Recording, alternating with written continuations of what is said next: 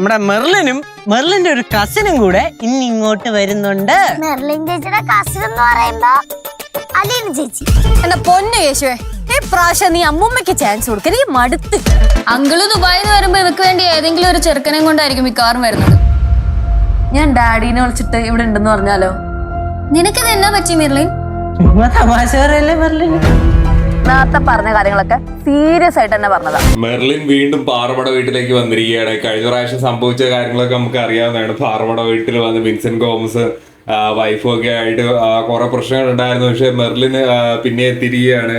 ഇപ്രാവശ്യം എന്തൊക്കെ കാര്യങ്ങൾ ഉണ്ടാവുമെന്ന് അറിയില്ല. എന്തായാലും രസകരമായിട്ടുള്ള ഒരു എപ്പിസോഡ് നമുക്ക് പ്രതീക്ഷിക്കാം. പക്ഷെ ഒരു ചെറിയൊരു ആവർത്തന വിരസത കണ്ടപ്പോൾ തോന്നി. കാരണം നമ്മള് മെർലിന്റെ ആ കേസൊക്കെ കണ്ടാണ്. ഇപ്രാവശ്യം അലീനയും കൂടെ ഉണ്ട് എന്നുള്ളതാണ് ഒരു ചെറിയൊരു വ്യത്യാസം. മെർലിനെ വെച്ചിട്ട് വേറെ പല എപ്പിസോഡുകളൊക്കെ നമുക്ക് പോകാൻ പറ്റുന്നതാണ്. വേറെ മാറ്ററൊക്കെ വെച്ചിട്ട് ചെയ്യാവുന്നതാണ്. പിന്നെ ശിവാനിയുടെ ഒരു അറിവുമില്ല.